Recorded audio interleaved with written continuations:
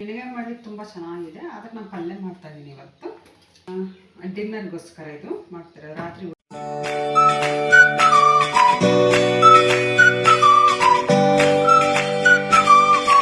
Mobile ನೋಡಿದೆ ನಾವು 1 ಗಂಟೆ ಅಥವಾ 2 ಗಂಟೆ ಇರೋಕ್ಕಾಗುತ್ತಾ? ಚಾಲೆಂಜು ಇರ್ಬೋದು ಫ್ರೆಂಡ್ಸ್. ನೀವು ಮನಸ್ಸು ಮಾಡಿದರೆ ಖಂಡಿತ ಇರ್ಬೋದು. ಏನಂದರೆ ನಾವು ಯೂಟ್ಯೂಬ್, ಇನ್ಸ್ಟಾಗ್ರಾಮ್, ವಾಟ್ಸಪ್ ಇವುಗಳೆಲ್ಲ ನೋಡ್ಬೇಕು ಅನಿಸ್ತಿರ್ತೈತಿ. ಈ ಯೂಟ್ಯೂಬ್ ನೋಟಿಫಿಕೇಶನ್ ಏನು ಬಂದಿದೆ, ಯಾವ ವೀಡಿಯೋಸ್ಗಳು ಬಂದಿದೆ ಅವೆಲ್ಲ ನೋಡ್ಬೇಕಂತ ಅನಿಸುತ್ತೆ. ಆದರೂ ಸಹ ಅದನ್ನು ಬದಿಗೊತ್ತಿ ಏನು ಮಾಡ್ಬೋದು ಅಂದರೆ ನಾವು ಒಂದು 5-10 ನಿಮಿಷ ಕೂತ್ಕೊಂಡು ಕಾಮಾಗಿ ಕೂತ್ಕೊಂಡು ನಾವು ಮೆಡಿಟೇಷನ್ ಮಾಡ್ಬೋದು. ಈ ಮೆಡಿಟೇಷನ್ ಮಾಡೋದ್ರಿಂದ ನಮ್ಮದು ಮಾನಸಿಕ ಆರೋಗ್ಯಕ್ಕೆ ತುಂಬ ಒಳ್ಳೆಯದು, ಮೆಂಟಲಿಗೆ ತುಂಬ ಚೆನ್ನಾಗಿರುತ್ತೆ. ನಾವು ಈ ಥರ ಏನಾದರೂ ಸೈಲೆಂಟಾಗಿ ಕೂತ್ಕೊಂಡು ಈ ಥರ ಮೆಡಿಟೇಷನ್ ಮಾಡೋದ್ರಿಂದ ನಮ್ಗೆ ಏನಾಗುತ್ತೆ ಗೊತ್ತಾ? ಕ್ರಿಯೇಟಿವ್ ಥಾಟ್ಸ್ಗಳು ಬರ್ತಾವೆ, ಅಂದರೆ ಒಳ್ಳೊಳ್ಳೆ ಐಡಿಯಾಸ್ಗಳು ಬರ್ತವೆ. ನಾವು ಅರ್ಥ ಮಾಡ್ಕೋಬೋದು ಮೊಬೈಲನ್ನು ಬಿಟ್ಟು ನಾವು ಈ ಥರ ಮಾಡಿದರೆ. ಇಲ್ಲ ನಾವು ಮೊಬೈಲಲ್ಲೇ ಬ್ಯುಸಿ ಆದರೆ ನಮ್ಮನ್ನು ನಾವು ತುಂಬ ಮಿಸ್ ಮಾಡ್ಕೊಳ್ತೀವಿ ಫ್ರೆಂಡ್ಸ್. ನಿಜವಾಗ್ಲೂ ಕಾಮಾಗಿ ಕೂತ್ಕೊಂಡು ನೀವು ಒಂದು 5-10 ನಿಮಿಷ ಮೆಡಿಟೇಷನ್ ಮಾಡಿ ನಿಮ್ಮ ಎಷ್ಟು ಮನಸ್ಸು ಪರಿವರ್ತನೆ ಆಗುತ್ತೆ ಗೊತ್ತಾ ಫ್ರೆಂಡ್ಸ್. ಹಾಗಾಗಿ ಯಾವಾಗ ನೋಡಿದರೂ ನಾವು ತುಂಬ ಬ್ಯುಸಿ ಇರ್ತೀವಿ, ಫ್ಯಾಮಿಲಿ ಜೊತೆಗೆ ಟೈಮ್ ಕೊಡೋಕ್ಕಾಗಲ್ಲ. ಈಗ ಅದರಲ್ಲಿ ಎಸ್ಪೆಷಲಿ ಹೆಣ್ಮಕ್ಳು ಅಂದರೆ ಅಡುಗೆ ಕೆಲಸ ಇರುತ್ತೆ, ಕ್ಲೀನಿಂಗ್ ಕೆಲಸ ಇರುತ್ತೆ, ಎಲ್ಲ ಇರುತ್ತೆ. ನಾವು ಫ್ಯಾಮಿಲಿ ಜೊತೆ ಟೈಮ್ ಸ್ಪೆಂಡ್ ಮಾಡೋಕ್ಕಾಗಲ್ಲ. 24 ಗಂಟೆ ಮೊಬೈಲೆಲ್ಲ ಮುಳುಗೋಗ್ಬಿಟ್ರೆ ನಾವು ಫ್ಯಾಮಿಲಿ ಜೊತೆಗೆ ಏನೂ ಮಾತಾಡೋಕ್ಕಾಗಲ್ಲ. ಹಾಗಾಗಿ ನಾವು ಮೊಬೈಲನ್ನು ಬಿಟ್ಟು ನಾವು ಈ ಥರ ಫ್ಯಾಮಿಲಿ ಜೊತೆ ಟೈಮ್ ಸ್ಪೆಂಡ್ ಮಾಡ್ಬೋದು, ಹೊರಗಡೆ ಹೋಗ್ಬೋದು, ನೇಚರನ್ನು ಗಮನಿಸ್ಬೋದು. ಈ ಹೊರಗಡೆ ಈ ಪ್ರಕೃತಿಯನ್ನು ಗಮನಿಸೋದು ಏನು ಗೊತ್ತಾ? ಅಲ್ಲಿ ಪ್ರಶಾಂತವಾದ ಗಾಳಿ, ಸೌಂಡು, ಆ ನೇಚರ್ ಎಷ್ಟು ಚೆನ್ನಾಗಿರುತ್ತೆ, ಅವನ್ನೆಲ್ಲ ನಾವು ಸವಿಬೋದು. ಅದೇ ಮನೆಯಲ್ಲೇ ಕೂತ್ಬಿಟ್ಟು ನಾವು ಒಂದು ವಿಡಿಯೋ ನೋಡ್ತಾ ಅದು ಸ್ಕ್ರೋಲ್ ಮಾಡ್ತಾ ಸಾಕಷ್ಟು ವಿಡಿಯೋಗಳನ್ನು ನೋಡ್ತೀವಿ. ಮೊಬೈಲ್ ನೋಡೋದು ತಪ್ಪಲ್ಲ, ಖಂಡಿತ ಮೊಬೈಲ್ ನೋಡಬೇಕು, ಚೆನ್ನಾಗಿರ್ತವೆ. ಒಳ್ಳೊಳ್ಳೆ ಪಾಡ್ಕಾಸ್ಟ್ ವೀಡಿಯೋಸ್ ಇರ್ತವೆ, ಆಮೇಲೆ ಎಜುಕೇಷನಲ್ ವೀಡಿಯೋಸ್ಗಳು, ಆಮೇಲೆ ಇದು ಟೈಲರಿಂಗ್ ಆಗಿರ್ಬೋದು, ಆಮೇಲೆ ಲ್ಯಾಂಗ್ವೇಜ್ ಕಲಿಯೋದಾಗಿರ್ಬೋದು. ಈ ಲ್ಯಾಂಗ್ವೇಜ್ ಅಂದರೆ ಇಂಗ್ಲೀಷು, ಹಿಂದಿ ಈ ಥರ ಕಲಿಯೋದ್ರಿಂದ ತುಂಬ ಬೆನಿಫಿಟ್ ಇದೆ. ಯಾಕಂದರೆ ಮಕ್ಕಳು ಸ್ಕೂಲ್ಗೆ ಹೋಗೋ ಮಕ್ಕಳಿಗೆ ನಾವು ಕಲ್ತಿದ್ರೆ ಏನಾದರೂ ಹೇಳ್ಕೊಡ್ಬೋದು. ಆಮೇಲೆ ಪೇರೆಂಟ್ಸ್ ಮೀಟಿಂಗ್ ಅಂತ ಹೋಗ್ತಿರ್ತೀವಲ್ವ, ಆ ಪೇರೆಂಟ್ಸ್ ಮೀಟಿಂಗಿಗೆ ಹೋದಾಗ ಸ್ಟೂಡೆಂಟ್ ಮತ್ತು ಟೀಚರ್ ಮಧ್ಯೆ ಕಾನ್ವರ್ಜೇಷನ್ ನಡೀತಿರ್ತದಲ್ಲ, ಅದನ್ನಾದರೂ ತಿಳ್ಕೊಳಕ್ಕಾದ್ರೂ ನಾವು ಕಲ್ತಿರ್ಬೇಕು. ಯಾವುದಾದ್ರೂ ಒಂದು ಲ್ಯಾಂಗ್ವೇಜ್, ಹಿಂದಿ ಅಥವಾ ತೆಲುಗು, ಯಾವುದಾದ್ರೂ ನಮ್ಮ ಮಕ್ಕಳು ಸ್ಕೂಲ್ಗೆ ಹೋದಾಗ ಯಾವ ಭಾಷೆ ಮಾತಾಡ್ತಾರೆ, ಈ ಒಂದು ಗ್ಲೋಬಲ್ ಇದು ಇಂಗ್ಲೀಷ್ ಇದೆಯಲ್ಲ, ಇದು ಎಲ್ಲರೂ ಮಾತಾಡಿ ಯಾವ ಭಾಷೆಯವರಾದರೂ ಇದನ್ನು ಕಲ್ತಿರ್ತಾರೆ ಇಂಗ್ಲೀಷನ್ನು. ಆವಾಗ ನಾವು ಅವ್ರ ಮಕ್ಕಳ ಮಧ್ಯೆ ಮತ್ತು ಟೀಚರ್ ಮಧ್ಯೆ ಏನಾಗ್ತಿದೆ ಅನ್ನೋದು ಸಹ ಅರ್ಥ ಮಾಡ್ಕೋಬೋದು. ಇದಕ್ಕಾದರೂ ನಾವು ಫೋನ್ ಯೂಸ್ ಮಾಡಬೇಕು. ಏನಂದರೆ ನಾವು ಆನ್ಲೈನ್ ಮುಖಾಂತರನೂ ಕಲಿಯೋದಿದೆ. ಈ ಥರ ಒಳ್ಳೆಯದಕ್ಕೆ ಯೂಸ್ ಮಾಡಿಕೊಂಡ್ರೆ ತಪ್ಪೇನಿಲ್ಲ. ಅದಕ್ಕೆ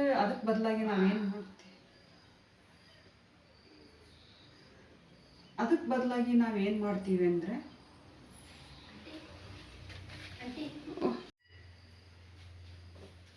ಸಾರಿ ಡಿಸ್ಟರ್ಬ್ ಆಯಿತು, ಅದಕ್ಕೋಸ್ಕರ ನಾವು ಅದಕ್ಕೆ ಬದಲಾಗಿ ಒಳ್ಳೊಳ್ಳೆ ಎಜುಕೇಷನಲ್ಸ್ ವೀಡಿಯೋಗಳಿದ್ದಾವೆ.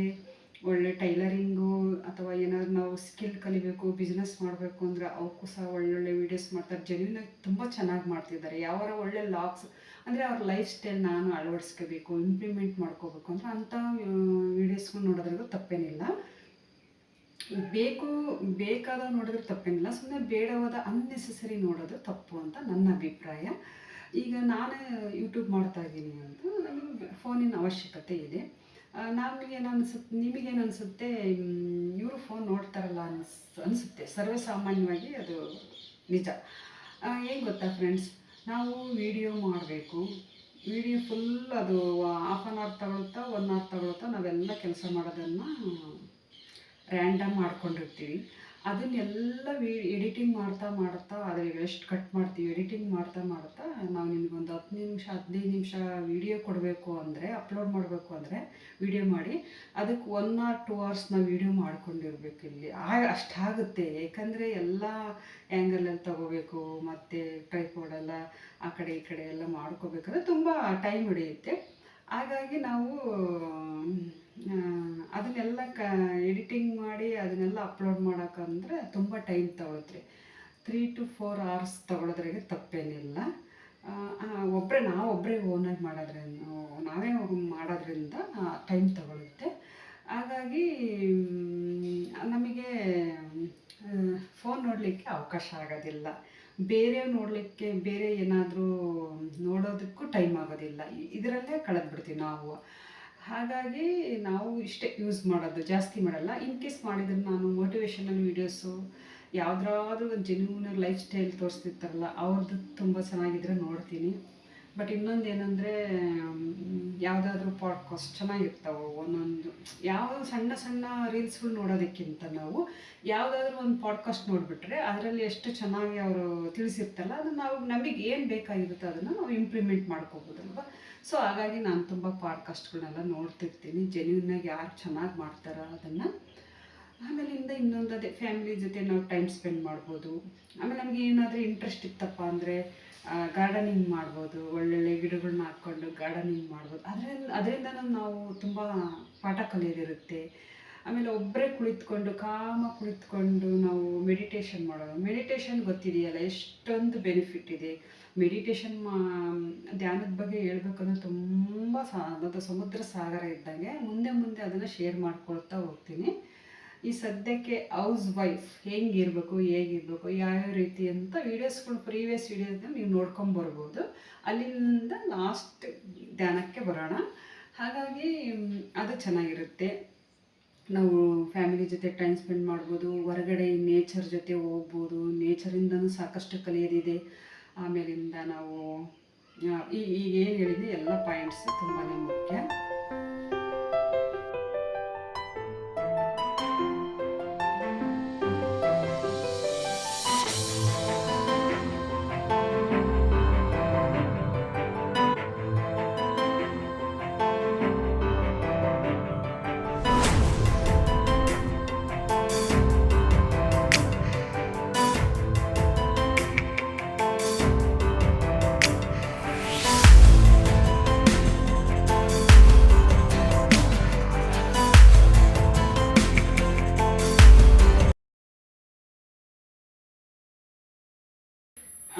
ತುಂಬ ಹಠ ಮಾಡ್ತಾರೆ ಫೋನ್ ಕೊಡದೇ ಇದ್ದರೆ. ಅವ್ರ ಮುಂದೆನೇ ನಾವು ಫೋನ್ ನೋಡ್ತಾ ಇದ್ದರೆ ಅವು ತುಂಬ ಹಠ ಮಾಡ್ತವೆ.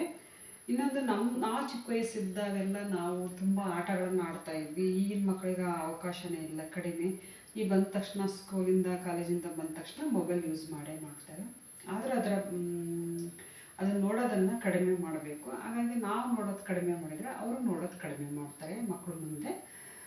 ಫೈನಲಿ ಹೇಳ್ಬೇಕಂದ್ರೆ ಈ ಪೀಸ್ ಆಗಿರ್ಬೋದು, ಈ ಹ್ಯಾಪಿ ಆಗಿರ್ಬೋದು, ನಮ್ಮ ಫೋಕಸ್ ಇವೆಲ್ಲವೂ ಫೋನ್ ಸ್ಕ್ರೀನಲ್ಲಿ ಇಲ್ಲ, ಇವು ನಮ್ಮೊಳಗೆ ಇವೆ ಇವೆಲ್ಲವೂ ಅಲ್ವಾ.